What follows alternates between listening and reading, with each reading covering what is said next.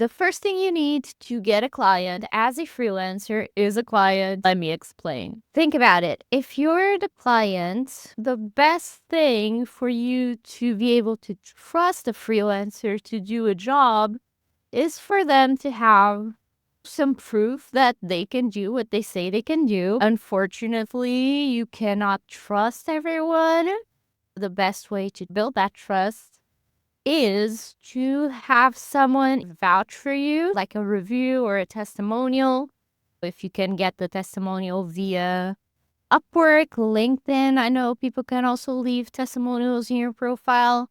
I don't know, just ways you can verify that that testimonial was not made up, which it sucks that we have to do this and consider this, but a lot of clients may wonder if the testimonials are real or made up, or even written by AI these days. But yeah, testimonials, best thing ever. If you can get a testimonial from a previous client, that'll make it so much easier.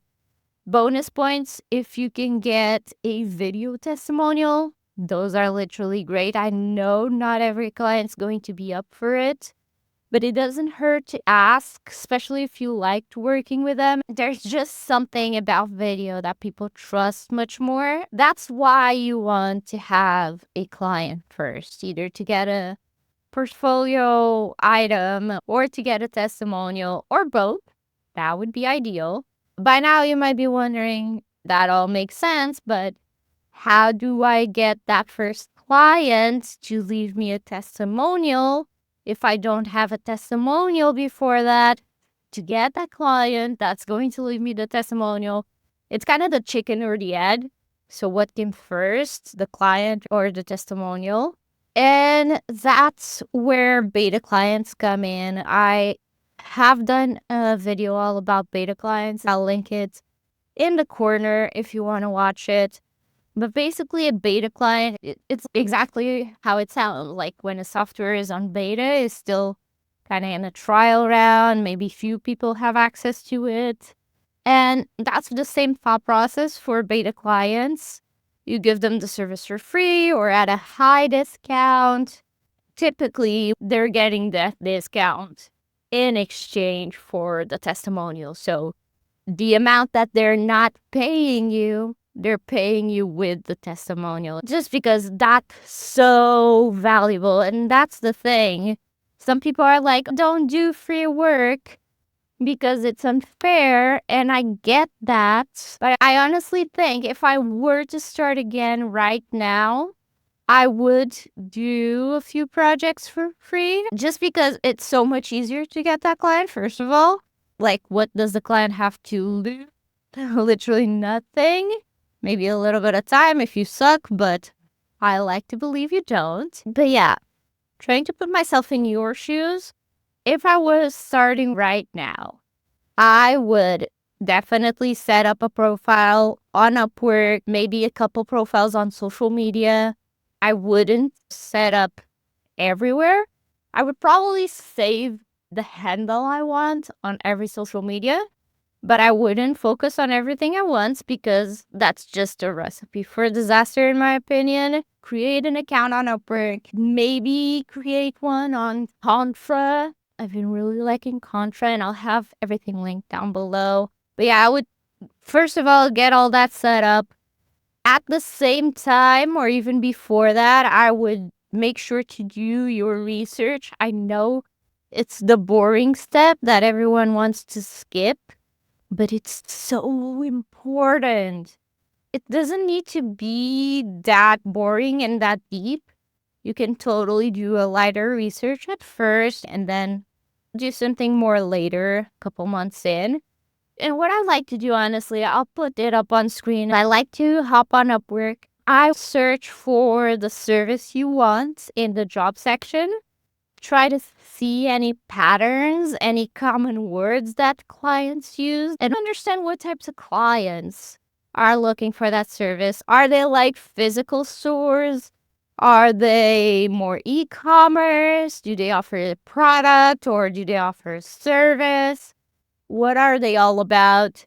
What's the typical budget? That can be interesting to know as well. And also, not just look at clients, but look at other freelancers. Definitely do not copy them, but you can get inspired by stuff they have in their profile and learn how they structure. If you filter by top freelancers, like top earning, you can learn a lot from them. But yeah, look into what your clients are looking for, look into what other freelancers are doing. And also, while you're looking at those freelancers, it can be interesting to see the earning potential. So, obviously, you won't start at that rate that they're doing right now if they're a top freelancer, but that can be your goal, your end target, and can be something to motivate yourself. Like, this is what's possible for me down the line. Can be just a good benchmark to have.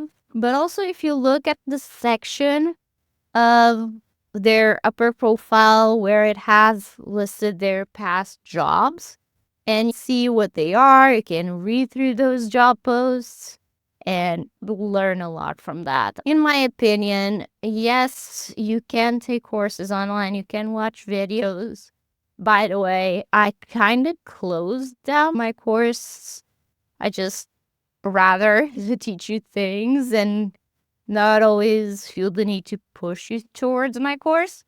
I may bring something back, may not be a course. I just want to help people. But yeah, I feel like you learn a lot from doing, and the next best thing to doing it yourself is seeing what others that have gone before you did. If you have any questions about social media, Upwork, freelancing in general, anything I can help you, I will. So leave me a comment below or DM me on Instagram. I'll have the handle somewhere right here on screen.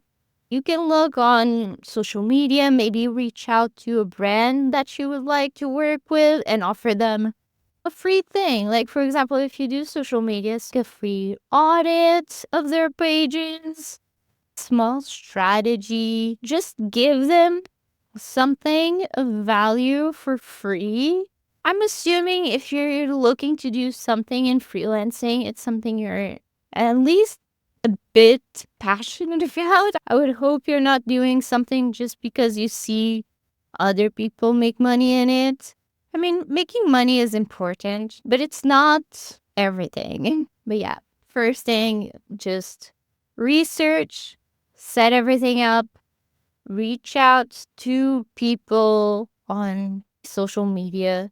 Maybe find some people that work in a brand that's in your industry that you would like to work with. Find them on LinkedIn, find the right person to reach out to and say, hey, I'm starting out doing this. This is why I'm doing this. Either you have taken a course, you have a degree in something similar, you have a passion. Just explain why you're trying to do what you're trying to do for them.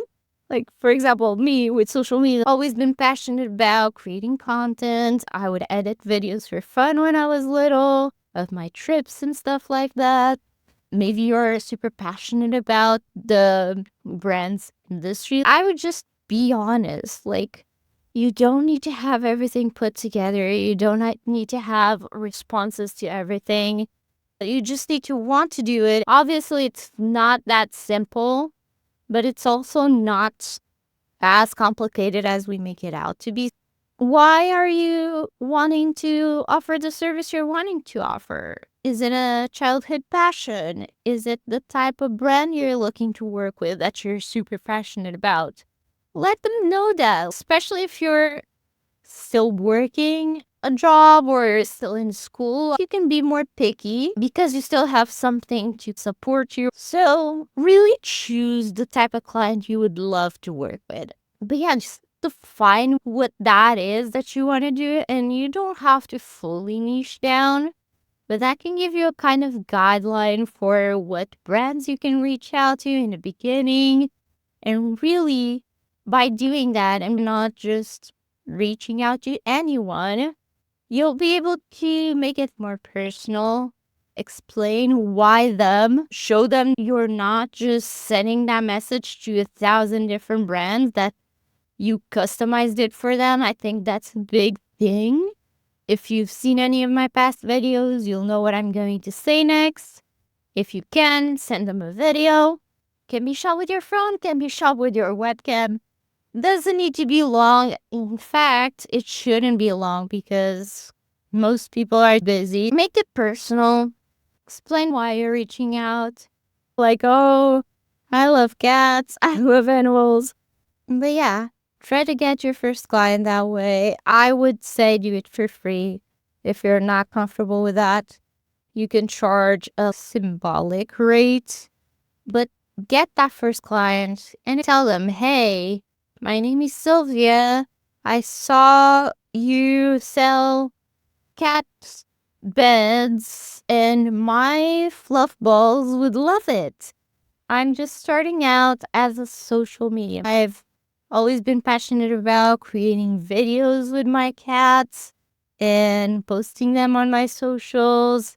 If you have any results to share, maybe you can say, oh, actually, one of my videos got 10,000 views and I learned this, and that from it. Doesn't need to be complicated. Just tell them who you are, what you're trying to do, why you chose them, and why you're doing this. Just be friendly. I find that most clients just want to reach out to a real person, especially these days.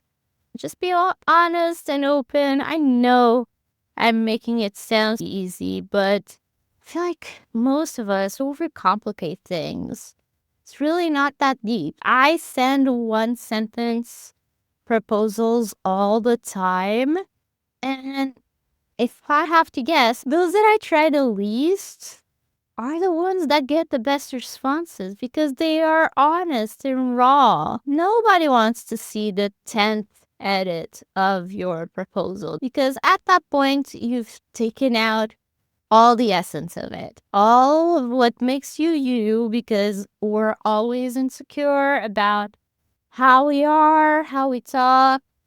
I don't know, if being formal and all put together is your thing, clearly it's not mine. You do you. But if that's not you, don't try to be all suit and tie when you're all hippy dippy. Do you get what I'm saying? Or am I making sense at all? Let me know anything you'd like to see a video on. I just want to do stuff that you want to see. Also stuff that I do want to do, but I have so many video ideas. You know what? I may even put them on screen and let you choose which one I film next. Have a great week and I'll see you next time. Bye bye.